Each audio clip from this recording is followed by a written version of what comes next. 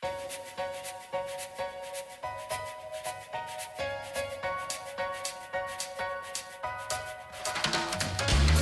firecrackers, it's Naomi and welcome to the Firecracker Department. How's everybody doing out there?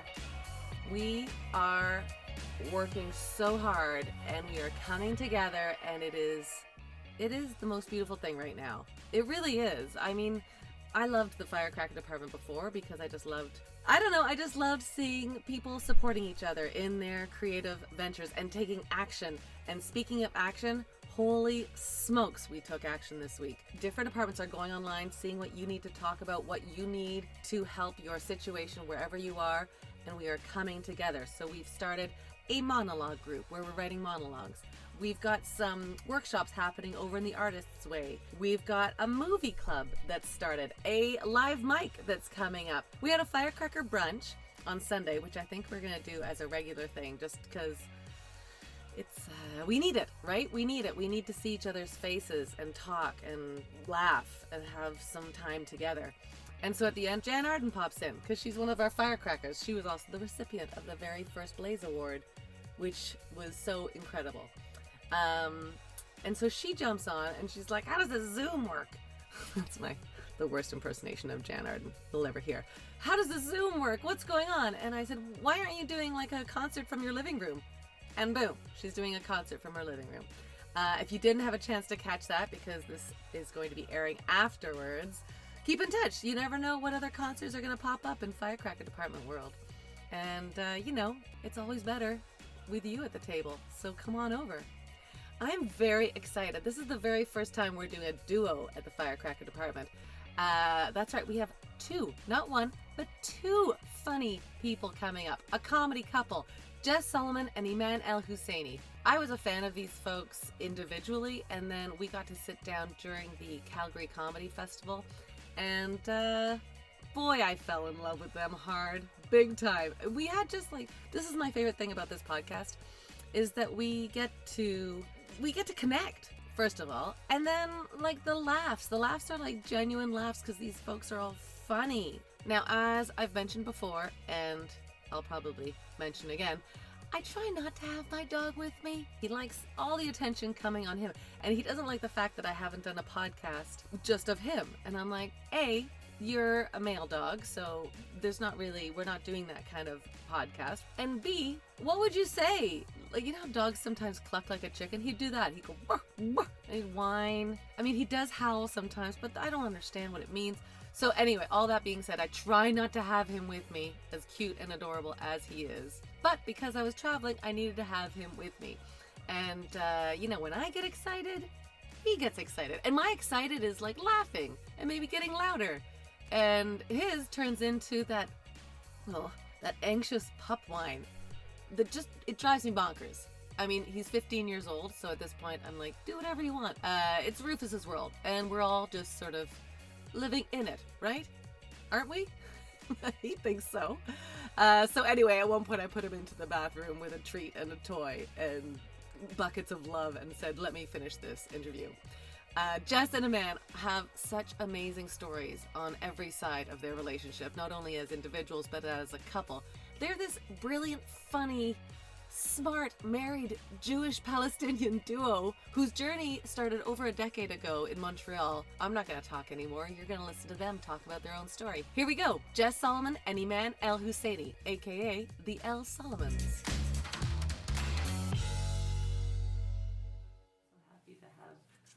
It's time in the hotel room with you gals. What a treat. I mean, this is where we have all the time in the world when you're on the road and you're right. That's right. Yeah.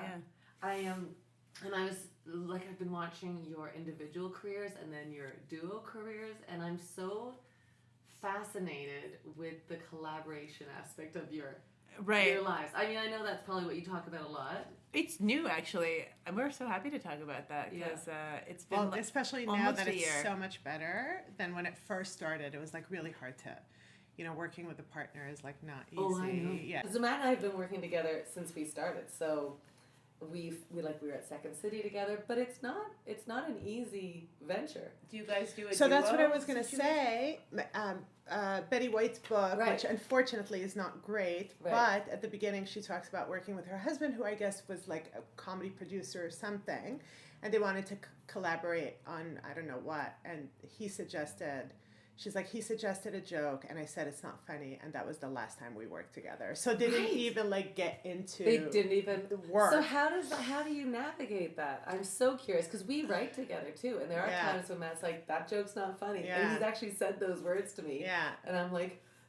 Basically, he says that joke's not funny, and I hear, I don't love you anymore. Right. Yeah. Like, that's what she hears. Right? Yeah, totally. Yeah. I'm like you. Yeah. And I also always say that there's like a Matt and Naomi in every relationship, Yeah. so you're the Naomi, and maybe you're the Matt, where you're like, we're just working. No, but you know what kills me with her is that she collaborates with a lot of people. So I got into stand-up because I don't want to work with anybody. Right. And she works with everybody. Like, she's so happy to collaborate and co-host and whatever. And she works with Deanne a lot. It makes you better. I know. That's what which I'm happy on my own. She's like, good for you. Yeah. You have it. And I'm like happy, and she always like worked with Deanne, and she has like 2 partners or 3 in New York, and I'm like, good for you, you know? But when you're making it sound like I'm a big slut. You are a comedy slut a bit, but whatever. You're a collaborator. That's it. She really likes that, and that's fine. I don't, because I know that sometimes like ideas that I come up with are not necessarily funny right away, but I know eventually they will be, and I so marry my jokes. Like you know how they say, do not marry your jokes. I get married to my jokes, and I just I figure out a way to You're make really them a traditional Muslim woman. I'm so traditional, exactly. I have faith, but like in LA, it was the perfect example. Her and Deanne were working in the kitchen together at this Airbnb that we were at, and I just hear them laughing so hard.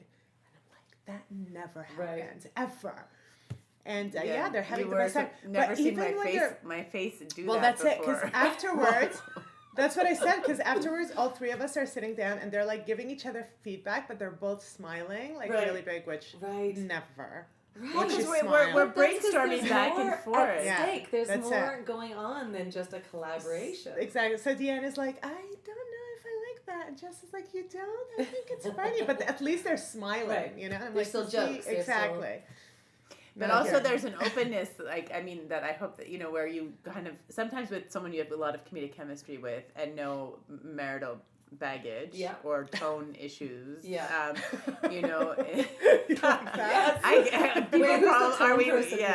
She's so mean. She thinks I'm so mean. It's just that she's very easily satisfied. She's very easily satisfied. I'm not easily satisfied. I just want to have give faith it in work. my material. Yeah. So even if something doesn't work, she'll just keep saying it over and over again until it finally works. Right. Whereas I'm like, why don't we make it better or scrap it or And I mean, I know in her own individual stand-up, it does work. Right. It just takes a long time. Okay, let's relax with long time. I mean, it's not long of a time. But you're different creators. Yeah. Like, if you were the same creator, there would be no chemistry. Yeah. Yeah. And I guess also, we just come from such different backgrounds with work in general. Because I did a lot of university and worked on. She looked at me like that because I dropped out of university. Yeah. Okay, and you went I did a lot of university. Yeah, I know. So I had a lot of standards put on my work. I like that you keep checking her in. Like, I like that standards. Oh, that's okay. Moving on. I don't know if it's okay. I don't know. I mean, so how long have you been collaborating? It's been a little less than a year. It was a year in July. Yeah, exactly. And was there like a deciding factor that you were like, all right, let's try this? Or are you still in the sort of, let's see if it can work? Now we know it works. We're in it now. It came from the outside, really. Yeah. I don't mean like it can work on stage, because on stage, it's like, it's fantastic. It's been good, yeah. But off stage and the building up to the actual shows, that's, I think, the tricky part. Our dream is that we just push through this to the point where it gets so good that we have a third party that comes in as a boss. That's called a counselor. Yes. Right. So if anyone knows somebody good. Head writer, okay. Yeah. A therapist that is also a showrunner. Right. I mean, I don't think that's unusual even if you aren't married. To have showrunners must have those qualities of therapy. therapy and a writer's Yeah. I'm assuming. So are there points where you're like, no, we're in this, and regardless, like, you figured it out now, or are you still figuring it out? I mean, we're still figuring it out in that we are still working on this, like, hour that's mostly there, but we keep trying to add new stuff and experiment with new bits here and there, and also try to sit down and write more of a sitcom script, and that hasn't happened yet. Yeah. But the stage part, because it's something that people are booking us now for, we get booked out of town to do, like here at the YYC Festival, we'll do like our full show. Right.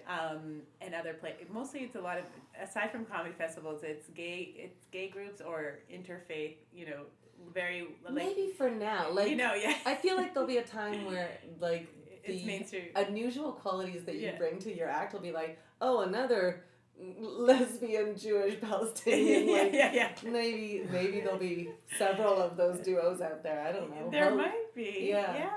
But I think we really we're having enough fun with it that it outweighs the well, at the beginning it was a nightmare. The background, and now it's not as much. What was the nightmare part? It was just working together and just being like, I think we should talk about this. I think we should talk about, you should say it like this way. You should say it that way.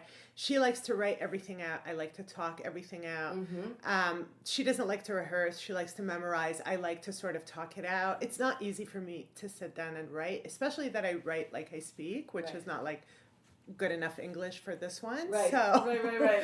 What did I say once? I feel like I'm correcting an ESL student's paper. Yeah. But then are you like, that would floor me. I'd be like, see you in a week, buddy. No, it's true that I'm not like that with anyone else I work with. You would never be. Yeah. No, you wouldn't. Of but course also, not. Deanne's English is really good. Yeah. Exactly. Oh, Deanne again. She's correcting my English. No, so what do you think? What's the quality that you bring that you don't bring, and vice versa? So grammatic prowess aside.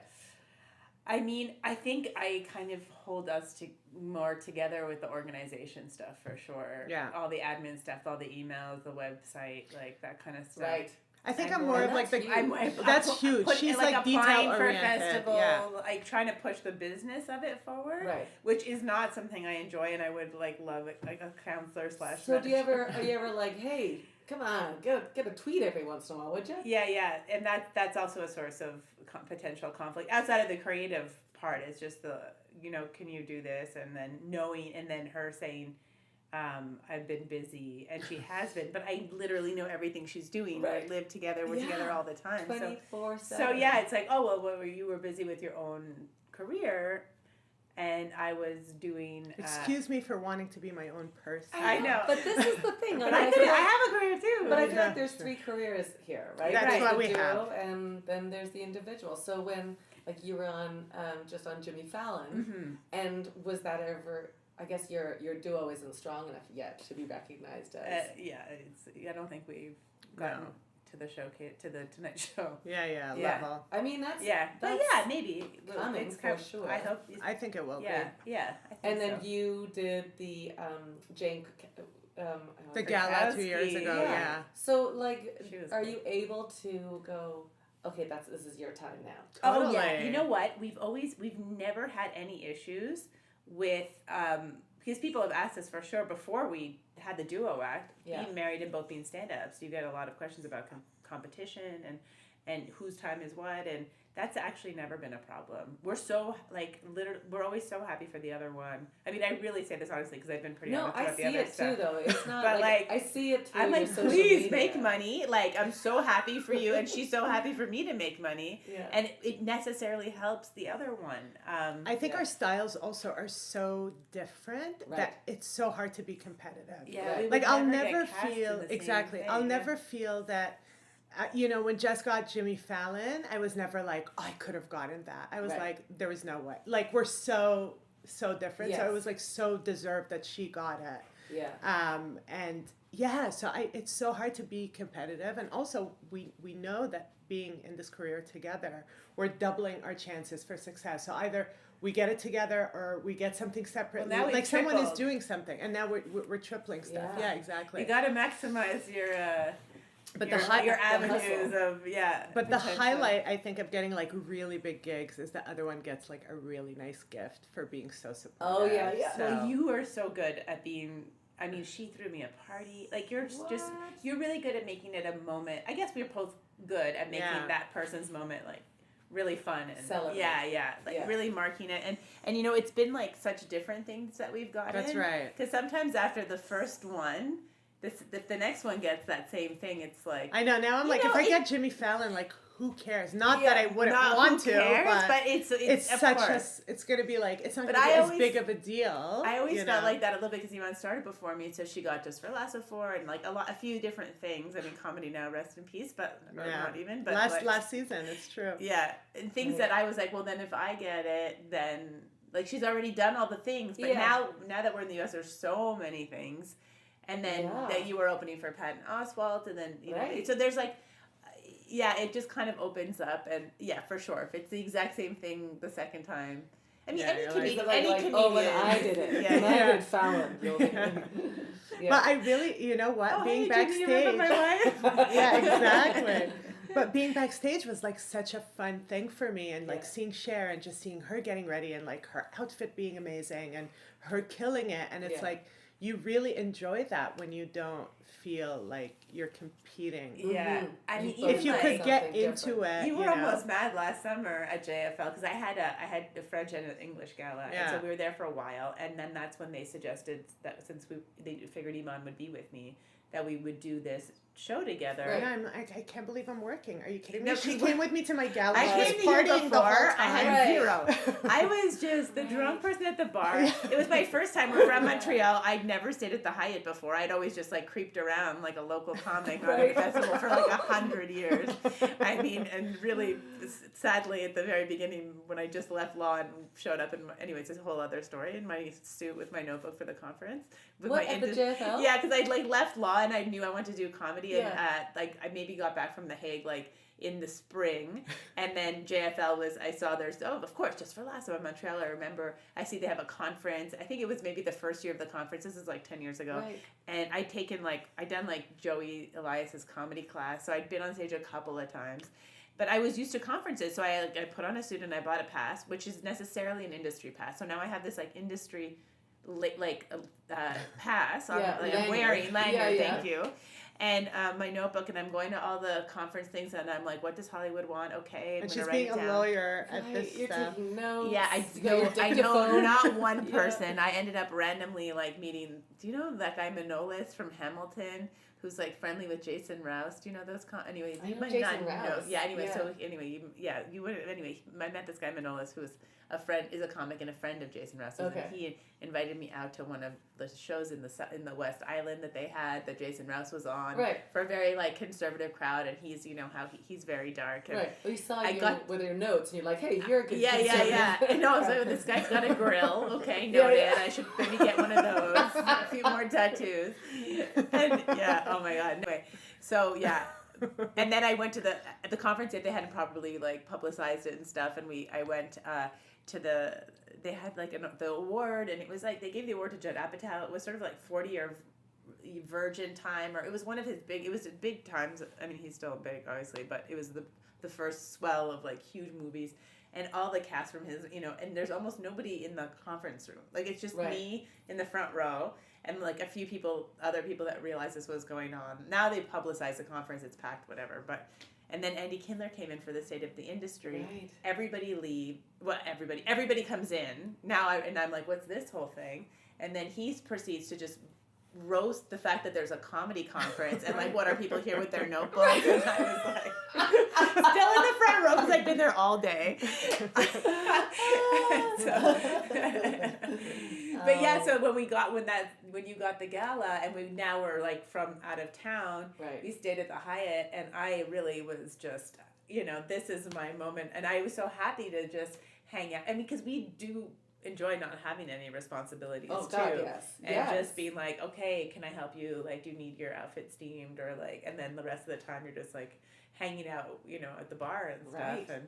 That sounds taking a few pictures. I'm a great Instagram husband. You are the best Instagram husband. I mean, you need to have that. Yeah. You jump into the assistant role Oh yeah. Happily though, like that, as you said, you balance that out. I mean, sometimes I'm like, okay, enough She gets pictures, annoyed. but just a lot of Wait, photo she shoots. gets annoyed or annoying? Annoyed, both actually. But no, I didn't mean to put words in your mouth. I did not mean that.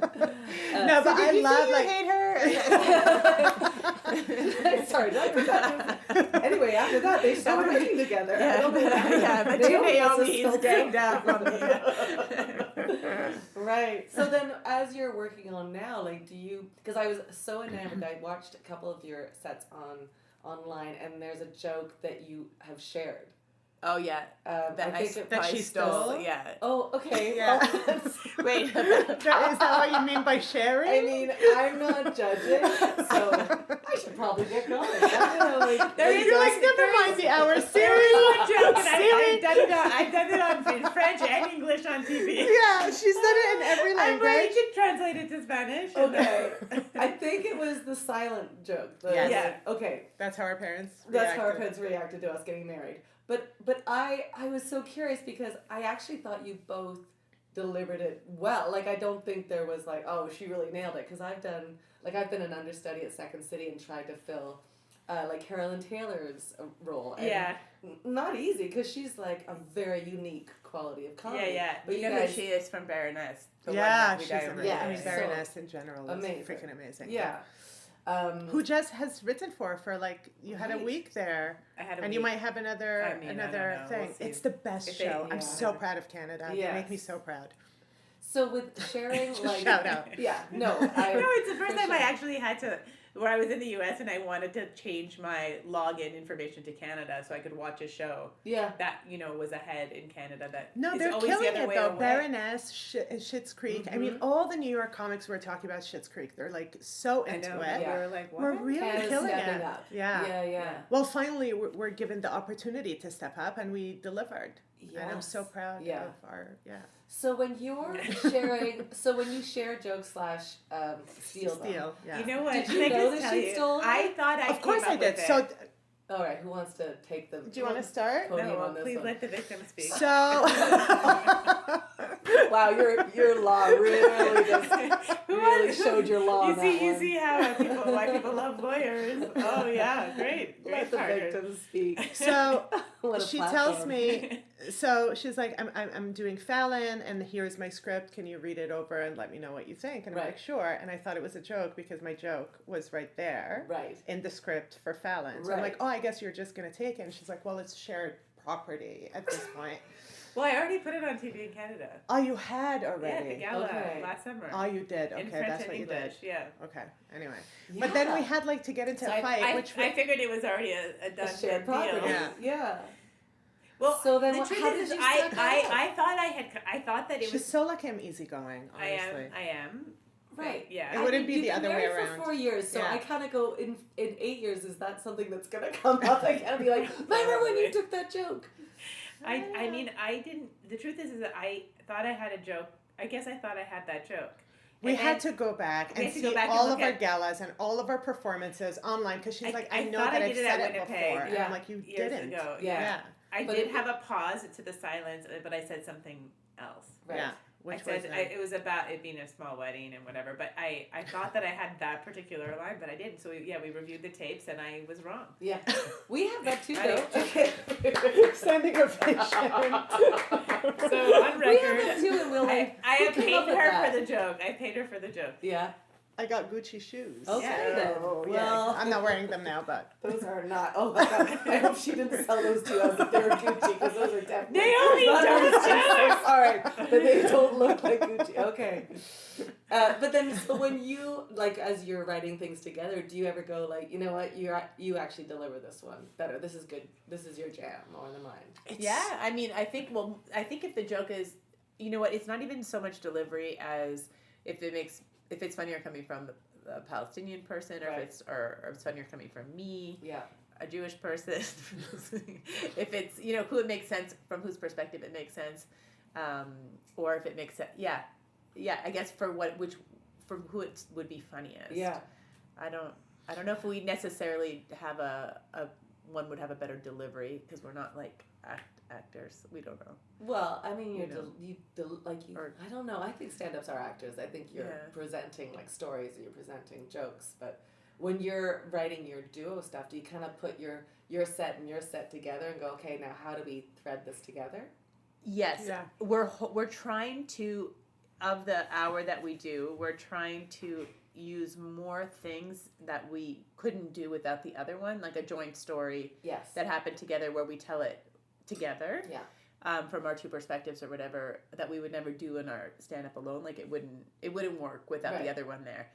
But there's definitely, and that's our favorite stuff because it's such a That new was the best thing experience. that ever worked. Like even when we started last year at Just for Laughs, so BBC asked us to do something together on stage, and we said no, and they said please do something together, and we said no. Well, it was And- to record. It was we didn't have a duo act. Exactly. They just were going to have us individually on this stand-up show that they record for their World Service. Okay. That they were doing it during JFL time. and then that woman was so there was this lovely. British That woman. British woman But you was said no so because you great. weren't ready for it? Well, We weren't just ready, It and was we- to record for like a significant audience. Oh, 7 okay. million people around Yeah. the world Yeah, are going to yeah, hear it's a lot. this, But we, you know. we were like we had not done a duo act Yeah. before, so it seemed a lot to put something down on a recording. Yeah. Because that's also hard. Because like opportunities like that come, you're like, oh my god, we have to do this. Yeah. But we're not entirely ready. Yeah.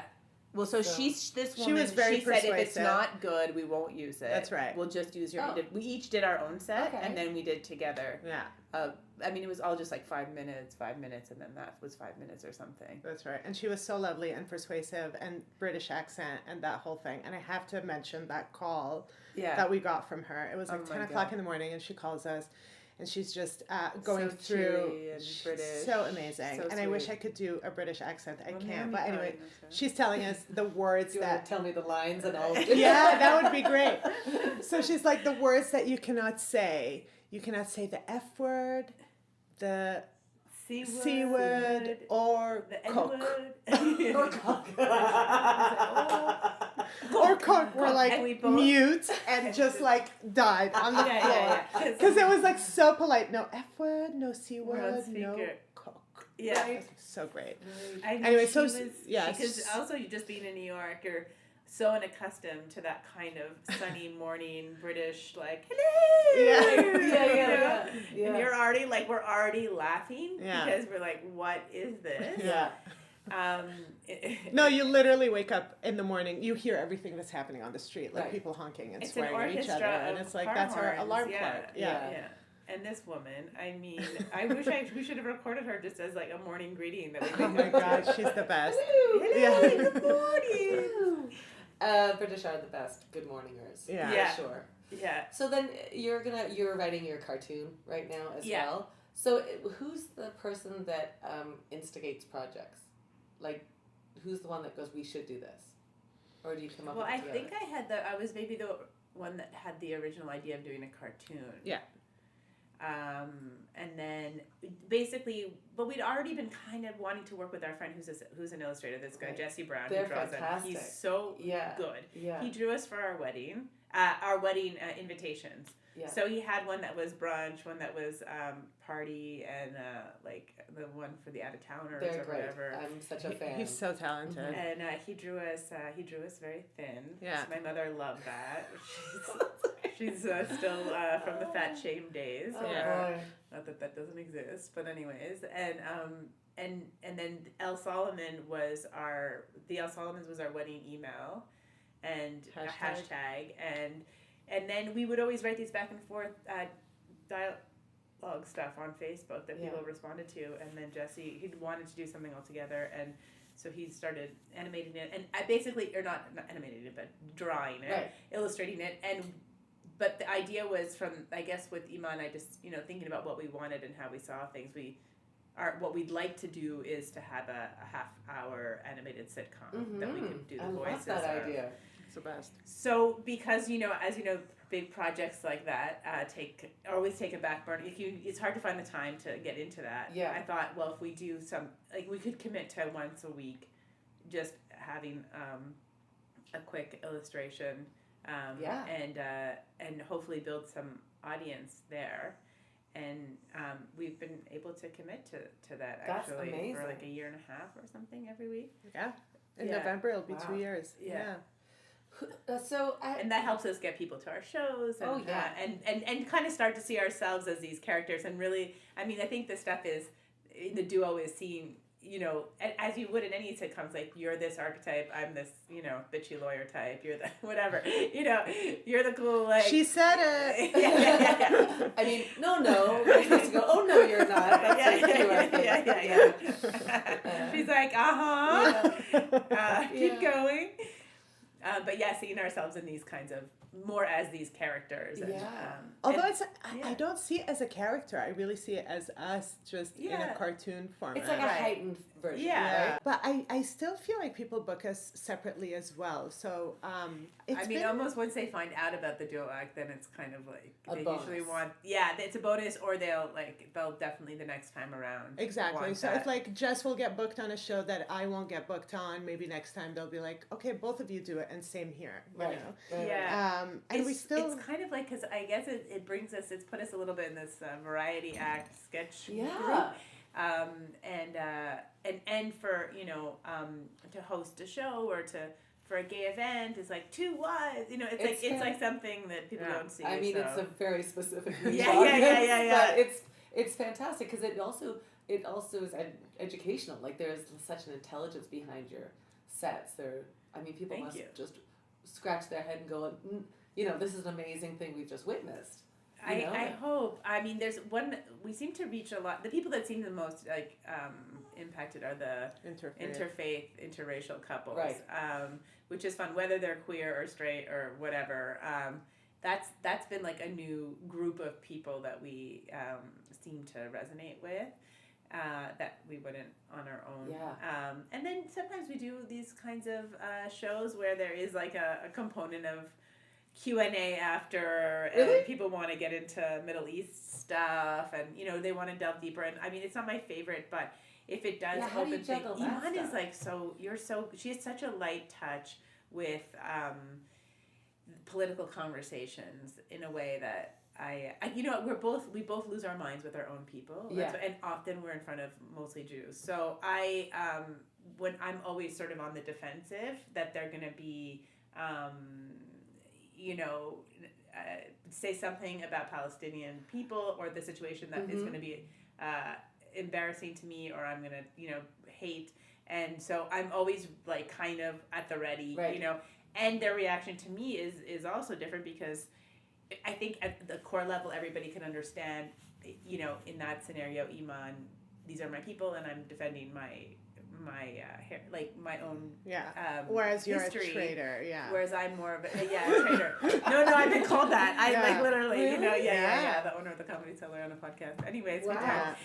But there's been less opportunities for us to perform for Muslim groups, but you know, definitely online, she gets much more crazy with, you know, religious Muslims who are, or even the ones that are not super religious, but they're like, you can't be saying that you're Muslim, you're gay, you can't be gay and Muslim, stop saying that you're like embarrassing us, you know, comments like that. How do you get around that though? And then I'm like, oh, come on, you know, it's like, used to it. Like I go, how do you get comedy out of that? You know what I mean? Yeah. oh yeah. Well, we have those muscles. I think that's why I got into comedy, because the whole point of being in comedy is, first of all, it's exposure and just like telling my own story of my own people, as opposed to like, I moved to Canada and like everything you saw about Muslims was so negative, and also Muslims, the way they are, or they've gone from like being innovators and leaders to just like sheep and following and ignorant and backwards. So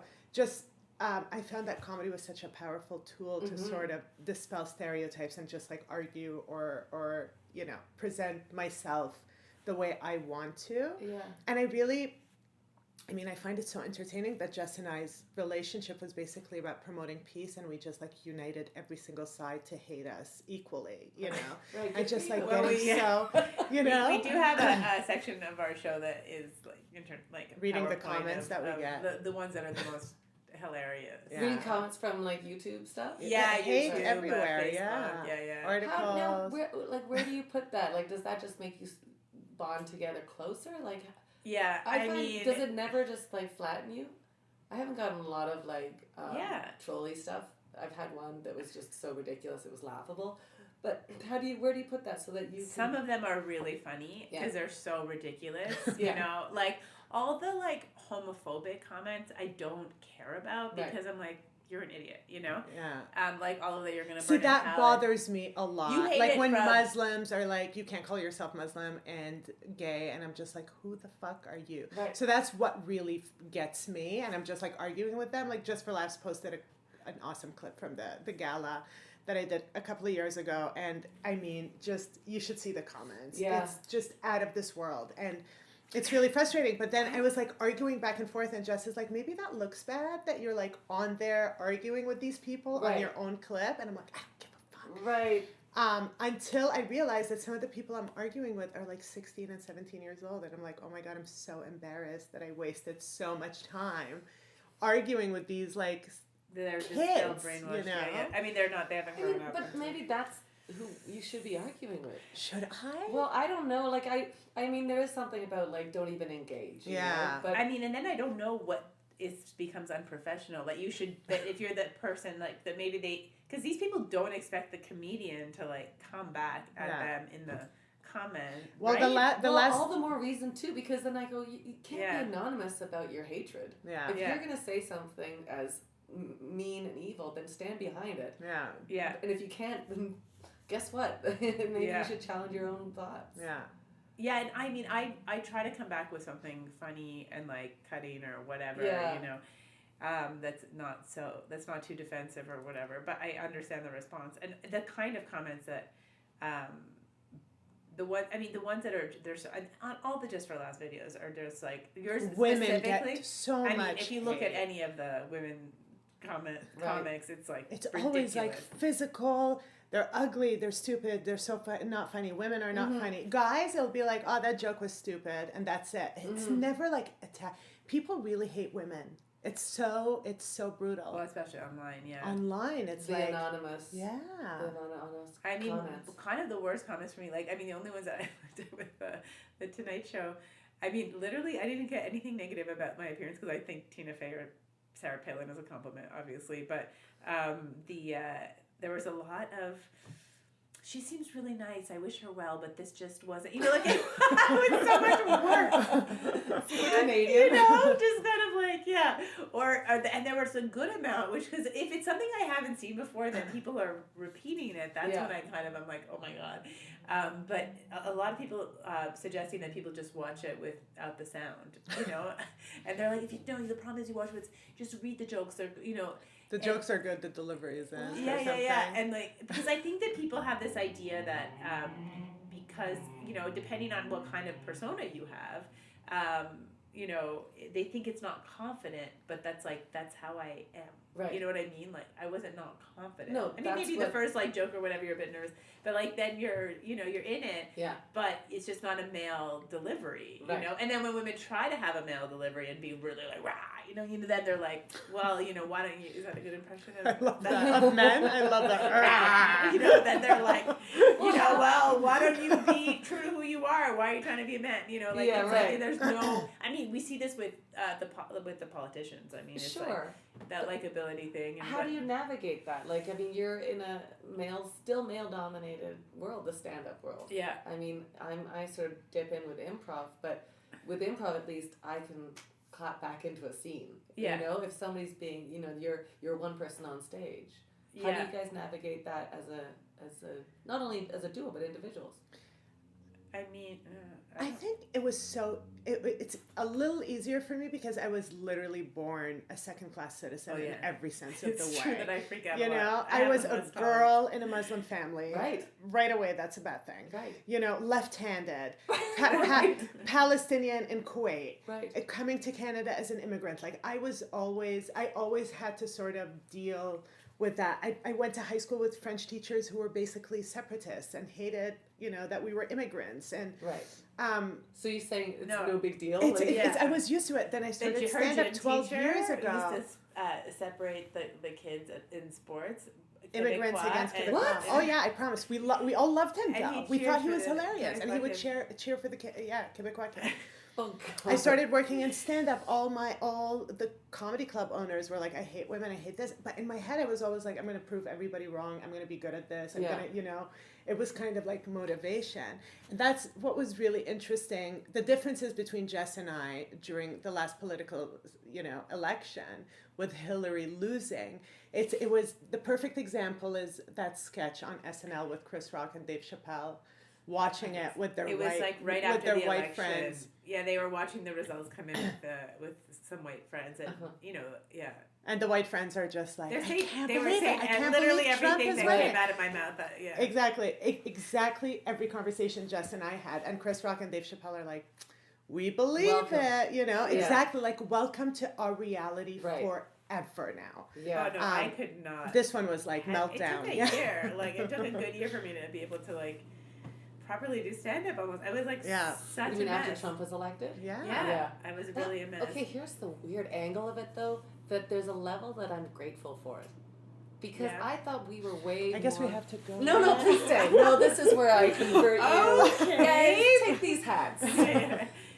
No, because I thought we were more advanced. I thought that women had a much more equal ground, and it made me aware that we have way more work to do. Oh, yeah. I think, I wouldn't have known that. Yeah. Like we drove from Toronto to Los Angeles, and as we drove through, it was October, and we started seeing billboards and going, oh, wait a second, we're actually in more trouble than I thought. So the awareness I just didn't have. So I guess the status quo covered up the fact that women were doing better than we actually were, but how is that possible when we're not like equal pay? Abortion is still like, an issue in the States. I never saw it that way. My feeling about this is that what Trump did was he exposed the weaknesses in the democratic system and the institutions and how easy it is for a extreme right-wing group of people to take over the government. Yeah. And because I think that, a lot of people, it's always been like this and whatever. I think a lot of what we're seeing are people that are being like radicalized, that weren't before. Like you can say abortion isn't an issue in Canada. It's not been an issue for years, but give it you invest enough money, because a lot of it's coming over the border from these groups that have a real agenda, and they've been organizing for a long time. They've been putting in. Speaking about abortion specifically, everyone else has just been living their life, assuming that things are fine, and generally, there's been a move towards progress. They've been organizing and putting in judges at every local election. They've been out there, and they're motivated by religion, so that's like a very powerful force. They're homeschooled. They're like an army of people, and it's not that public opinion reflects the policies on guns. It's not like public opinion wants a ban on abortion.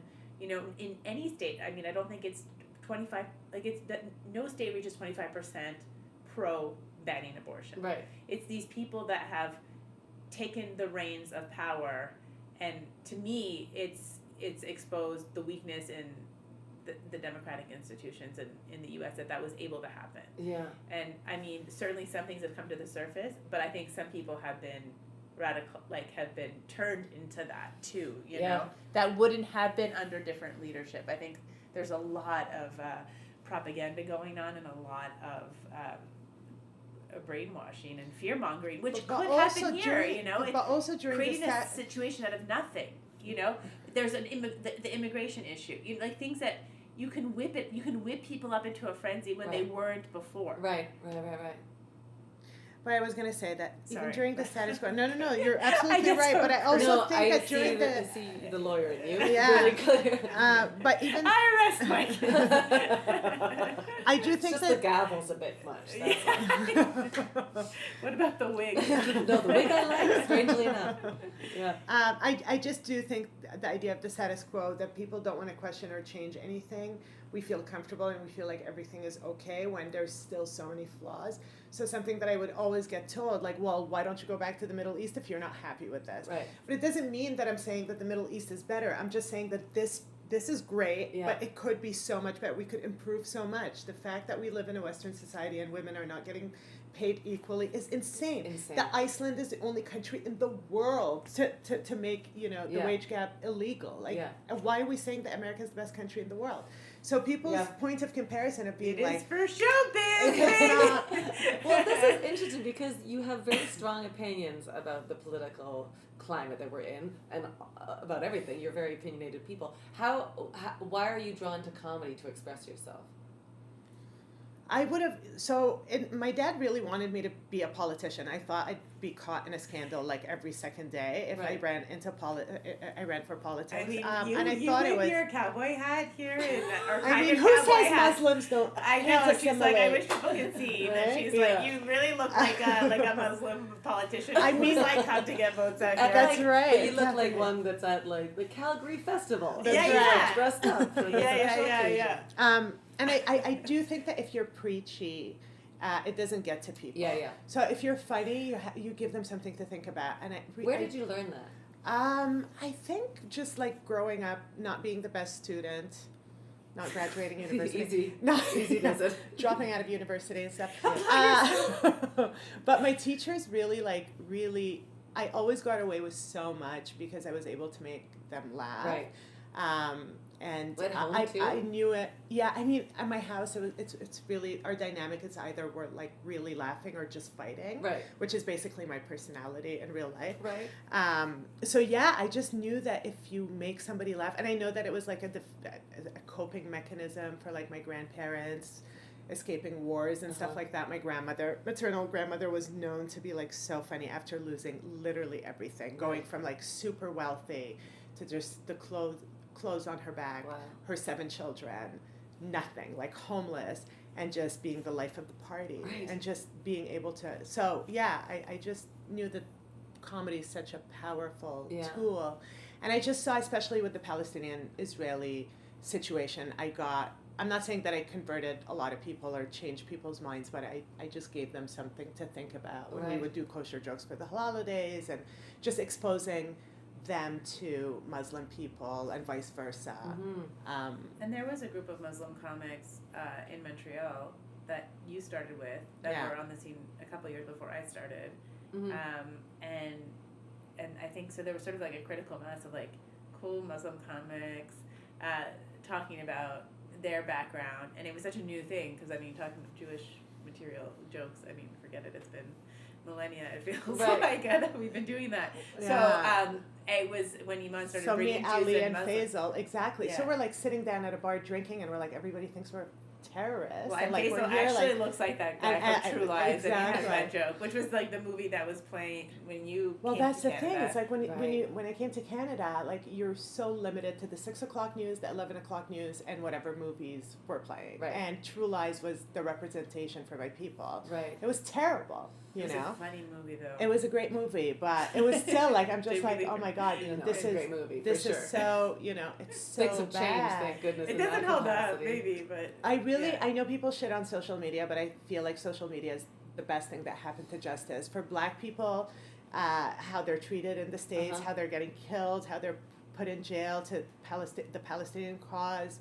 I feel like we're exposed to a lot more than the biased media had us used to for a very, very long time. And what about you then, Jess, with because your path was in law, and then suddenly you're like, wait a second, I can serve my voice stronger through comedy. I mean, now it seems crazy to say, but it's true that when I was in The Hague, I didn't really love law. I just wanted to make a difference and do something helpful in the world. I just want to do a little different. I just want to be right. Law came naturally to me, but it's not like I dreamed about being a lawyer. Yeah. And I mean, when I think back to it, I was watching a lot of, I was in Holland, and you could illegally, at that time, torrent shows, so I wasn't limited to, Grey's Anatomy and Dutch, which is like the only version of it where you can't cry because the language is so ugly, but it's horrid.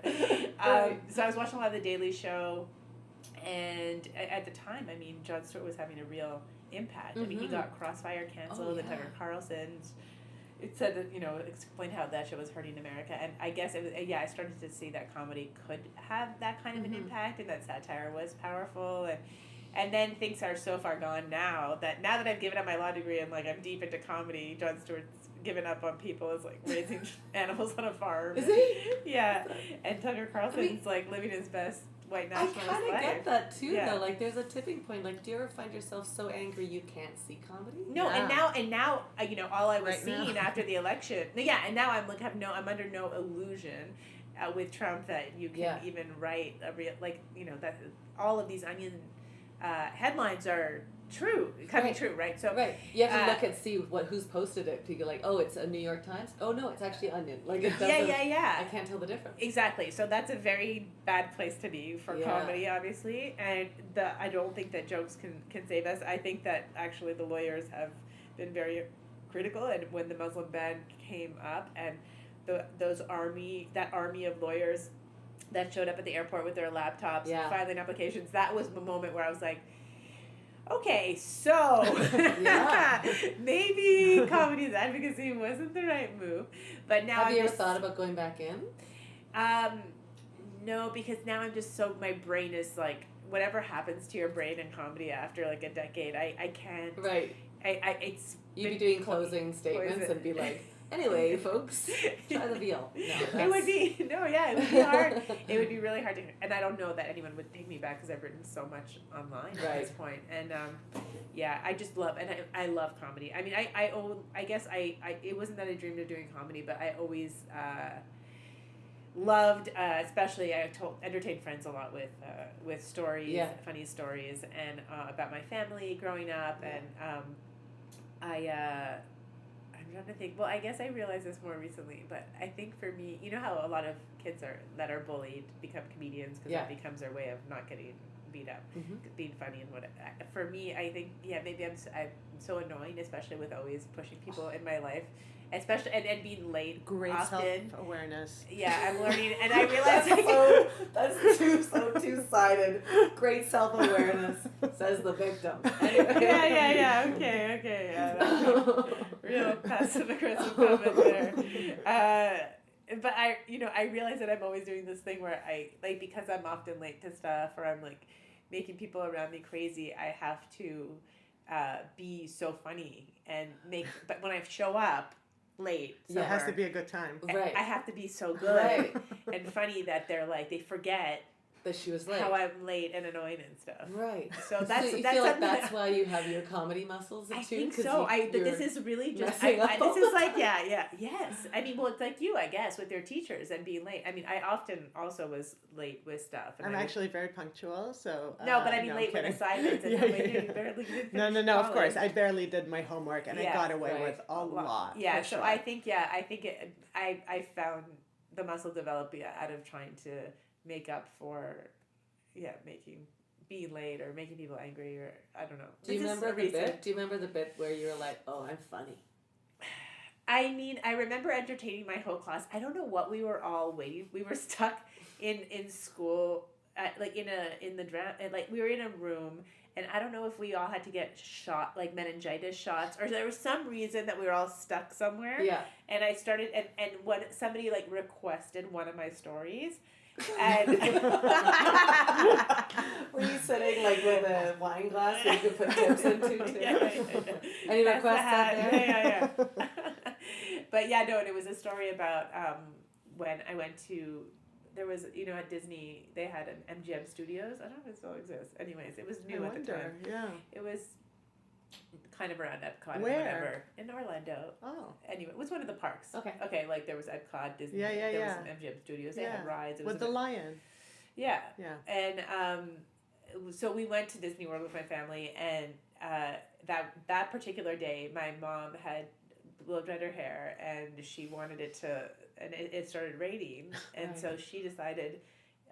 She didn't want her hair to get ruined, so she put a shower cap from the hotel. Awesome. And she walked around I'd rather all day. have a shower cap on than have my hair ruined. So she walked around with the shower cap, and it was so embarrassing. And actually, when we went to one of the themed restaurants, some people recognized her from her shower cap earlier in the day, and they were like, and she was proud. She was actually, because now we were inside, so she had taken off. Her hair was perfect, and she's like, yeah, that was me, you know, and So, and there are a lot of little things in the story that I can't remember, but the gist of it was my mom in the shower cap all day. Yeah, and, it's fantastic. And they knew my mom, so like they could see, they had the visual and they could imagine it. Yeah. Do you find, like, do you have goals now past what you're working on right now? Like, as you're sort of coming into things like Jimmy Fallon and the gala, like, do you kind of go, okay, great, now this? And is this what you pictured?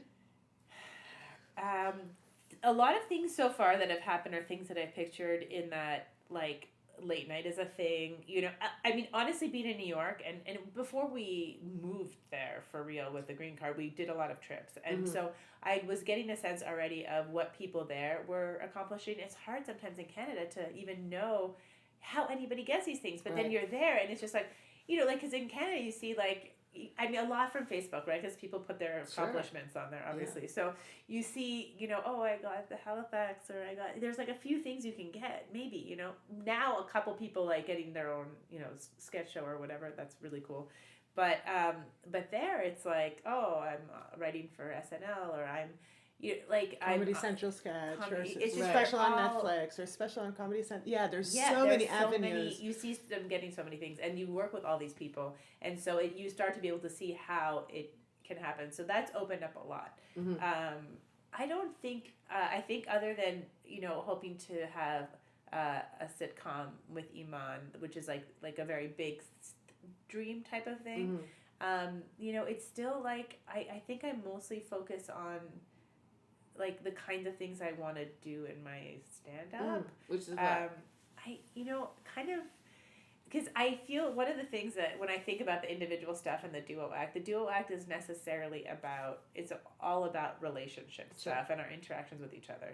Some of it's political, some of it's just regular relationship stuff. So then it makes like your own stand-up, all the other stuff that you might want to talk about that's not. And there's a kind of, and I'm not going to describe it well, but there's a kind of stand-up that I really love, and I strangely have never been able to really do it, which is when someone starts with a crazy premise, and you're like, where are they going with this? And then they just as a lawyer, I can't believe, this is maybe why it appeals to me so much, and I don't know how to do it. Yeah. And like some observation about whatever, and it's almost controversial, and you're like, okay, you know, you're a professional, we'll see where this goes. Like, you're almost a little bit angry, like, are you? And then they just break it down, and each argument is so persuasive and so funny and that you can't disagree with them, you know? Who does it that you're... I mean, I think Doug Stanhope is someone I think about. Sam J, I've seen recently in New York, does that. Those two come to mind for sure, Doug Stanhope and Sam J. But I've seen it like I've seen a lot of comedians who it's not like the main thing that they do, but they have great bits like that. Yeah. And I just, so that's something that I don't know how you just kind of like, you have to have that, it just has to come to you, sort of. Yeah, I don't know. I mean, I feel like you're a smarty pants, so you probably could actually just engineer it. My brain would not. I mean, probably our brain wouldn't do that kind of thing. You could. No, but it's just different forms. Like I love the fact that you're like, I like that idea of that kind of stand-up, whereas I'm like, I didn't even know there was that kind of stand-up. I just assumed somebody just brought that to the table on their set. So I don't know if it has a name, but you're right. Like, there's the punchline comic, there's the storyteller comic, and then there's this kind of comic. So I appreciate the one-liners and to have those sprinkled in. For a long form, you know, to watch somebody for 45 minutes or an hour, I can't with it that's like constantly in misdirection. I can't. But I also, you know, I also when there's no personal stuff or when it's all observational, I really like a mix of stuff. If I'm watching someone for an hour, you know, Eman, what about you? Do you feel like this is your part of your plan, your strategy? I love performing. I love comedy. I don't like this whole whatever she just said of just like bring a problem, offend everybody, and solve the problem. Yeah. Not offend on purpose. No, just like kind of like you don't know, how they're going to justify it. Yeah. Okay. Yeah. I don't know. And even like my taste in comedy is always, I was trying to think of like my favorite comedians, and they're all so different. Right. But what I like is like how funny they are. So like the more punchlines, I guess, or the more they make me laugh is what makes them funny. So I think that's always the goal. Like I sometimes like there's there are jokes that I want to talk about that I know that the crowd isn't on board with, like how I'm against same-race marriages, and people are like, eek. Right. But that's an example of the kind of thing that I'm saying. You have a lot of that when you're like I'm against same-race marriages. People are like, okay, where are you going with this? And then you back it up, because you're like, we can't have, But maybe you've come at creatively. You come at a different angle. Like you're sort of picturing it on a whiteboard, and maybe you're picturing it up in your gut. You know, like it's totally same things but different approaches. I think it does have to come from a gut place, and I'm just like whiteboardy looking at. And I'm like, what are they doing that is like I like so much? Yeah. It's like, oh, that's what they're doing. She's basically in a lab coat writing her jokes. I mean, right? Because that's how Matt and I work too. Yeah. Like Matt's very like he wants the cue cards, and I'm like, let's just improvise it. Let's like feel it, record it, and then I'll transcribe that's it. That's me. Totally. We're trying to find the same goals. Yeah. I like to be loose on stage for sure and improvise stuff, but I need to know that we have something. Yes. That's good. You're that the we're, Yeah. the Matt. You're the so Matt. and you're so much of your stand up individually too is so private too. Do you ever worry about like your family's vision of what you're doing? I've given up on my family like worrying a long time ago, but she worries a bit more. Are you in touch? Like, do you still? Yeah, we see them. We just saw them too when we were in Montreal. But you don't like delve into your career when you speak to each other. I mean, they don't get it. Like I told my dad that Jess did Jimmy Fallon. He's like, that's great. And I'm like, I know he has no idea what I'm talking about. And he's like, is Jimmy short for Jamil? And I'm like, oh my God. Who does not know Jimmy Fallon? My father. Yeah. So it's really hard to explain to them things and for them to understand what it is. And that's such a blessing. Which is so great because, I mean, like, with Jess's family, they're a lot more supportive and they want to be there for shows. And then it's like you say something on stage and they get hurt and you're like, How do you deal with that kind of stuff? Because doesn't that censor your creativity? Yeah, I mean, I could throw up thinking about my family listening to my comedy album. There's a couple of tracks. I could perform in front of my family for a certain amount of time, but if you're going to listen to my whole album, I'm going to be complaining about a date not being sexually aggressive enough for me. And that's going to be really... But that's got nothing to do with your religion or your choices in... No, but that's just me thinking about... Because my cousin in Peru told me that they found my album on Spotify and they, put it, in the house. Not, he didn't listen to it with his speakers on. So then I was just thinking of my uncle, hearing... And also Peru, and they, first of all, buy it. You're my family. Don't stream it. Wait a second. Let's just boil it down. First of all, buy it. If you're really gonna be something. But how do you just kind of go? I have to do what I have to do. No, I can't. I wish, Well, it's out there though. Your comedy album is out there. No, well, that I couldn't really help, and I promote it, but I did tell them don't listen to this track, please, and I'm sure that's the first track that I would assume, Well, it's hard. I mean, I think all comedians or all performers would agree that it's so much easier to perform for strangers. No, and not also, knowing a single person. Comedians who come from homes where that are broken and they don't have these people in their life, and obviously many people come from homes like that. What a blessing! I mean, on the plus, terrible. On the plus loving side. family suck. Well, but there are people that come from. There's also comics that come from loving families where their families are they are very loose, that they party with them and they're just yes, you do, you know. So that's not my family. Me neither. My father walked out, one of the first shows that I did, and it wasn't even a dirty show. It was kosher jokes for the holidays, bringing two communities together. Right. And I said penis because it was a circumcision joke, and he got up and left because I said penis, and he got so pissed at me. And the next day, I'm like, "What do you want me to say?" And he's like, "Say private part." And I'm like, "I'm not."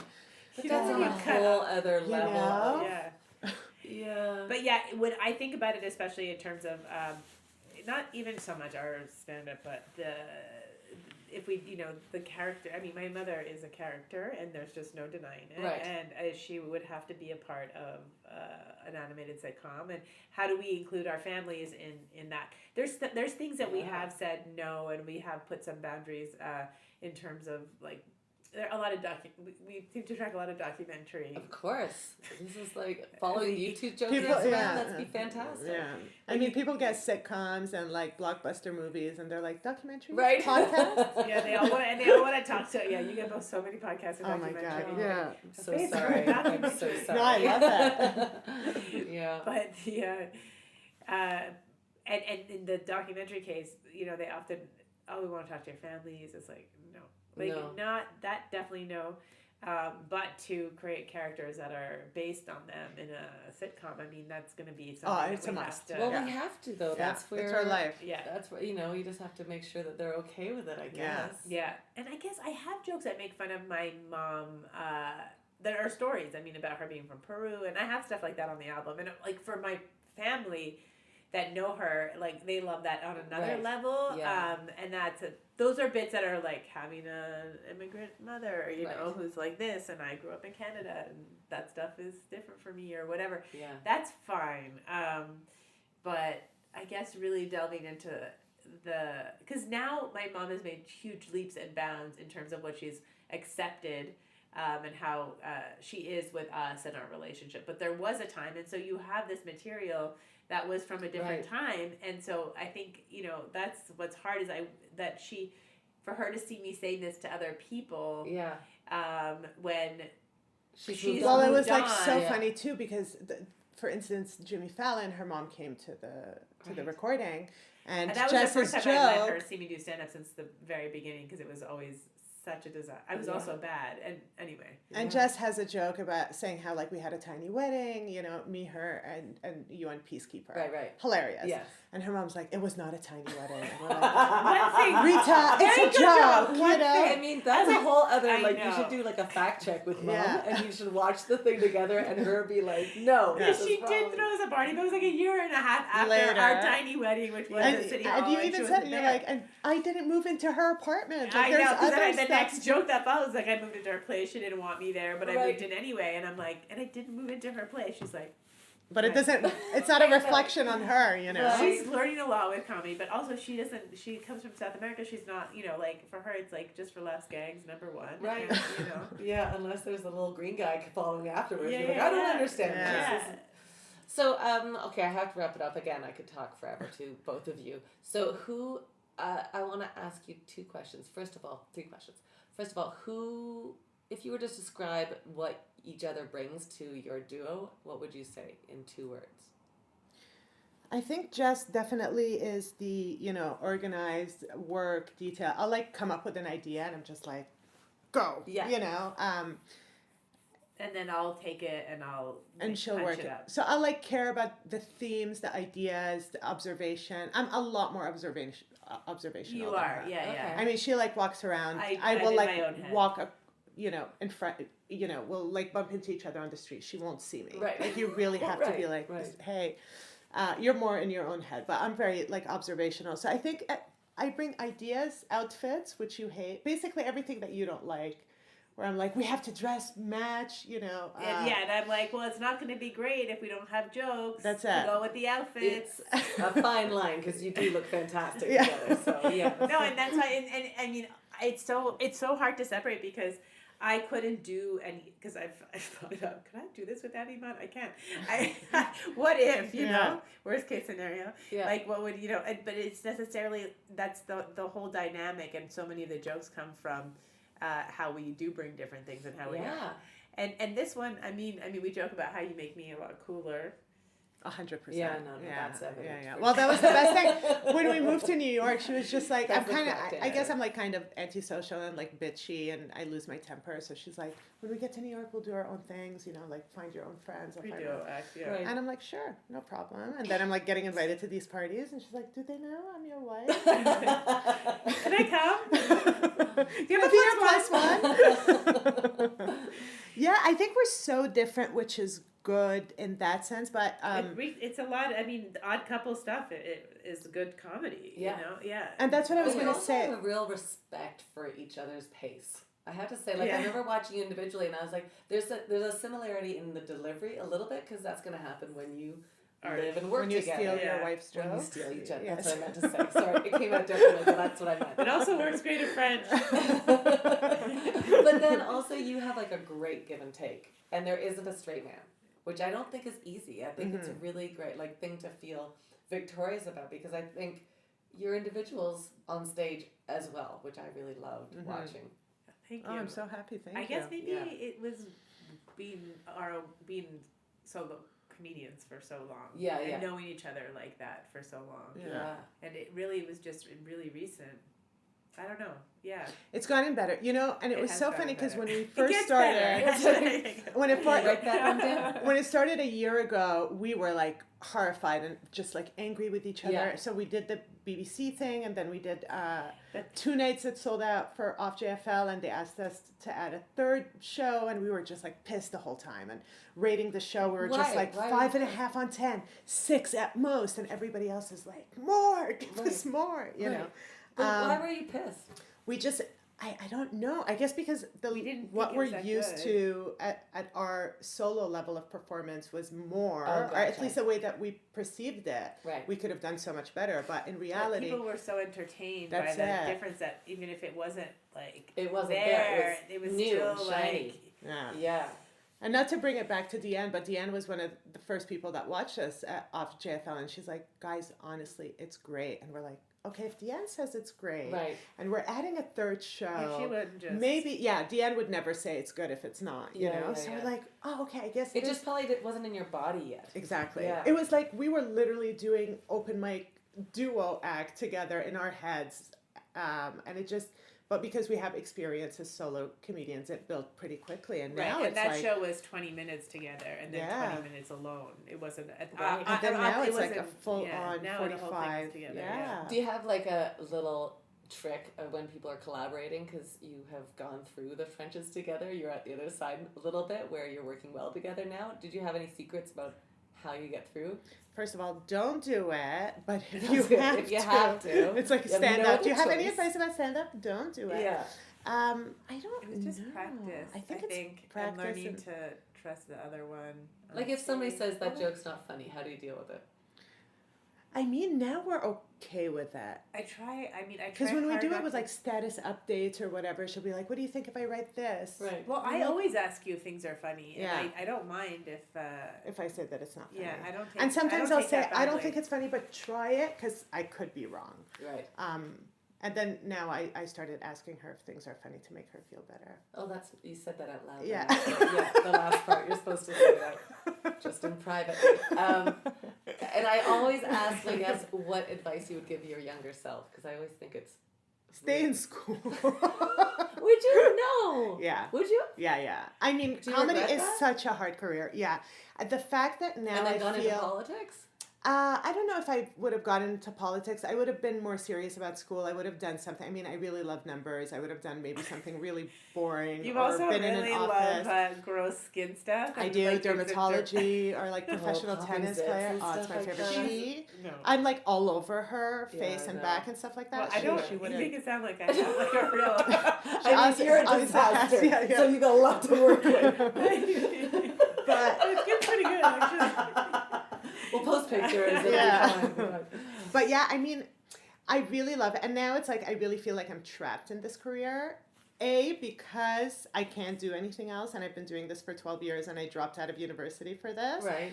And B, but I also feel like I represent something that wouldn't necessarily exist or isn't like available. Like people I get it. saying things like you don't exist, you know, from politics of We being need Muslim you. and gay and Yeah. this.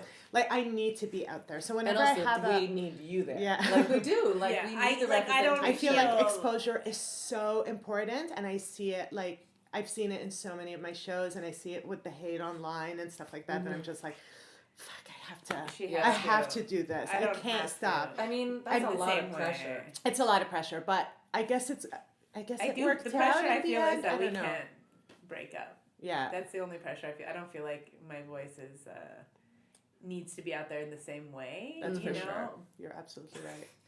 Wait a second. What's going on?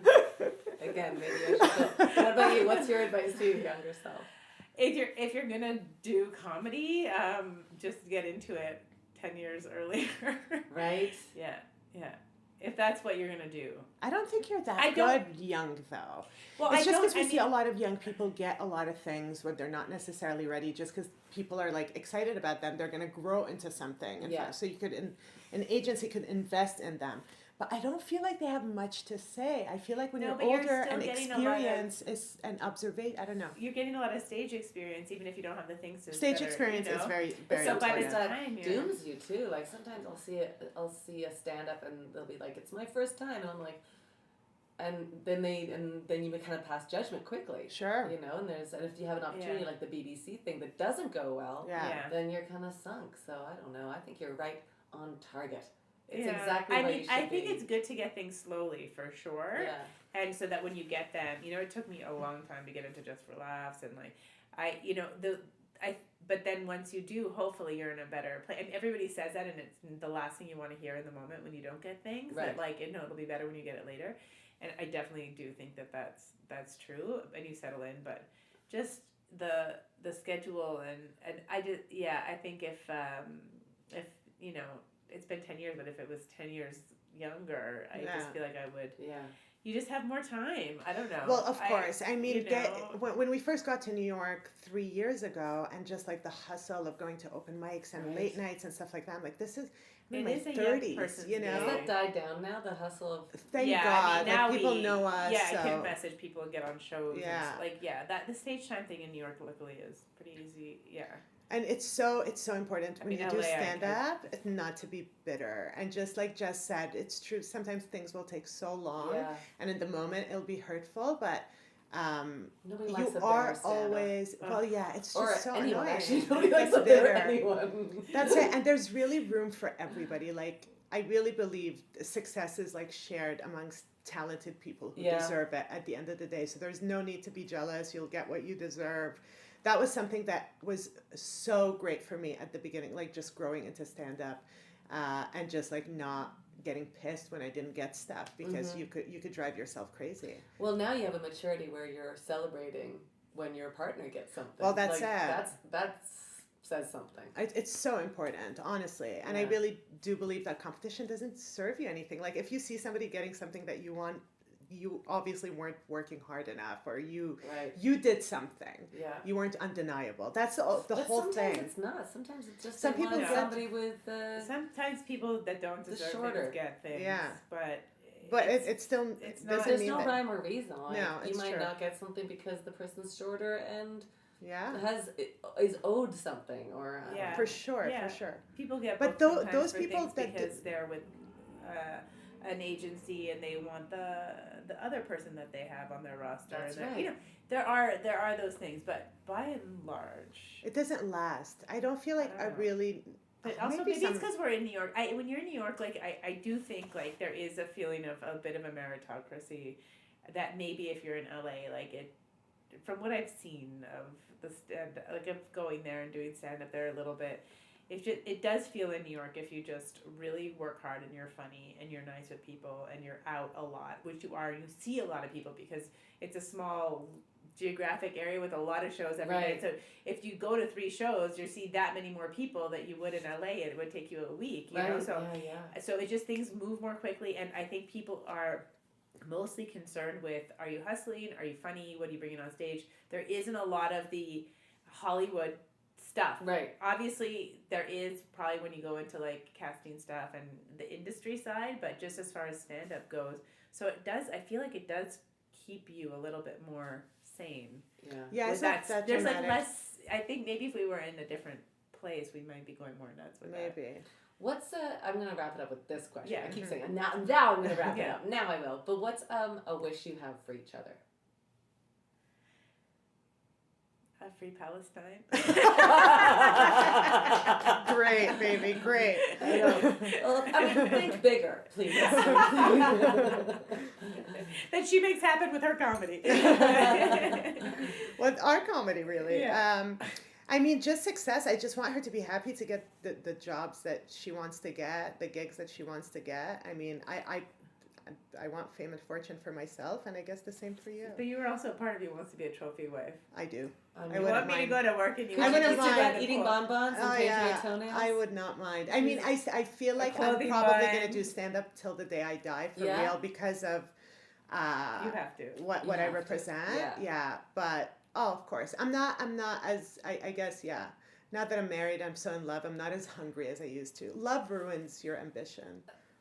That's interesting. I really does. Don't you feel like you're? And if we had a kid and a dog, I mean, how would you ever go? We would never. I would go never out leave at the night. house. Yeah. I mean, already when I first fell in love with her, I'm like, that's why I thought she was an Israeli spy coming to sabotage my career. Oh. Because I'm like, Did you she's really just, think that? I really did. Because I'm like, I'm doing fine. I'm getting $25 spots on the weekend. It's you're starting. I'm living not the an life. open mic exactly. And Yeah. like this one comes Number in. one and on the hit list priority. For that's sure. it. They want to silence me. I knew it. Right. But yeah, you're like in love. You're just like I'm tagging her on Instagram, Yeah. baby photos. It's I'm just like in quite another. Your social media representation. Yeah. But she, It is also, very she's sweet. never been in a relationship before. Right. Period. Not just with women. Yeah. No She's kidding. never been in Yeah. love. So of course, I have so this is her high You're doing a standard. great job. So if you Thank Yeah. It's So, all but it- rom-coms. but It's it's also- all but- me watching all those Hallmark. romantic But comedies. that's why she's like this, because she's Yeah. like never. It's like her first relationship. Right. So remember how you were in your first relationship. You can. I mean, Because I'm God knows knows just you've been so with a lot of consumed. people. I can't tell you. I've been so many. Yeah, I get that kind of like joie de vivre with a relationship situation Yeah. for sure. And I'm just I like boil it down to like a relationship situation. That's what I call it. Yeah. Yeah. I'm also like really pleasure driven and not, super my work ethic is not the best. Right. And, so a combination of all of that stuff, being in love, loving pleasure, not wanting to work. Yeah, You said all of it. that. That's it. Yeah.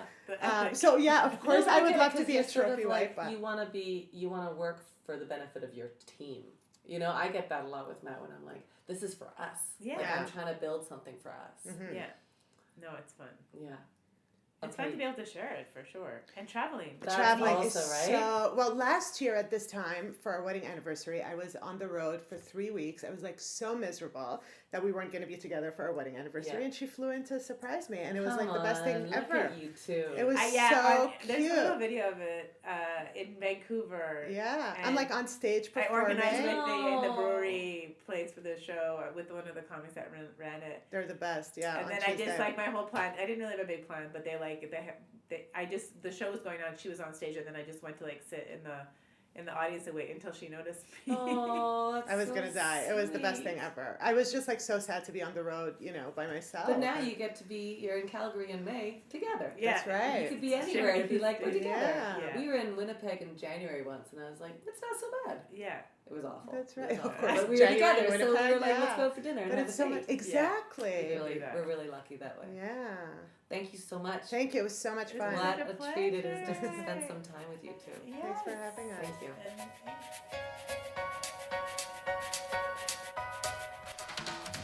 My stomach hurt by the end of this interview. It was so fun. We honestly laughed so much. And because, I work with my partner, Matt Barham, we are a comedy duo, Barham and Sneakus, alphabetical order.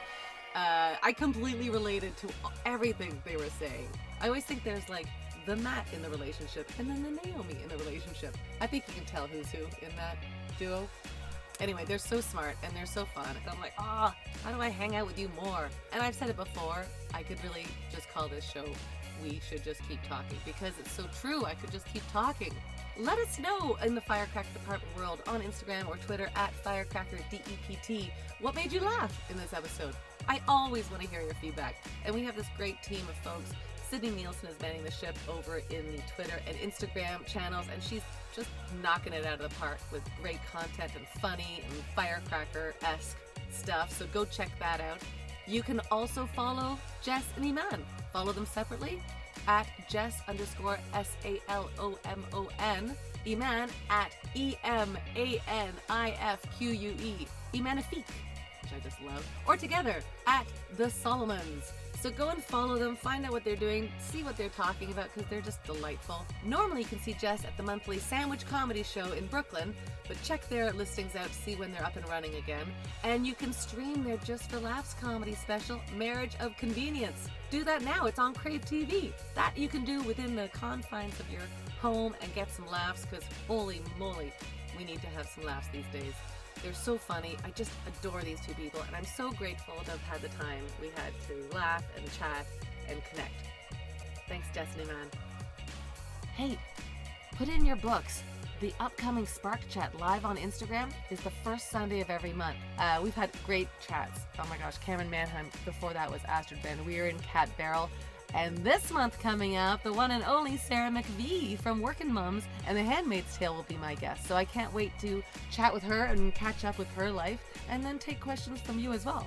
So you can find all the details for that on our Instagram page at FirecrackerDEPT. Thank you so much to my big Firecracker team. Oh my gosh, I couldn't do any of this without them.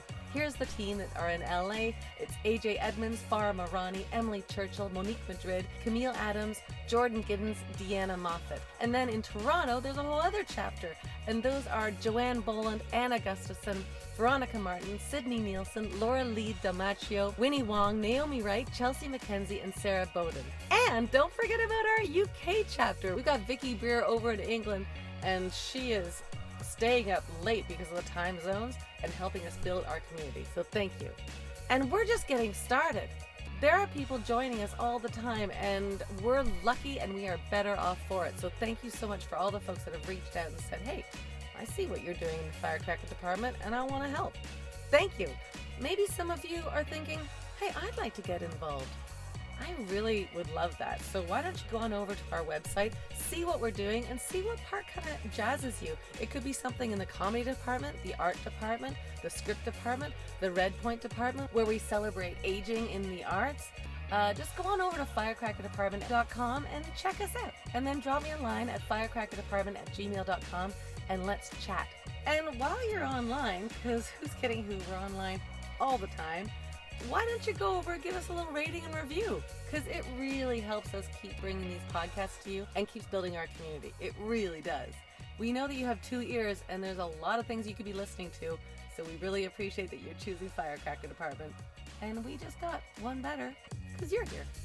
See you next time on the Firecracker Department, everybody.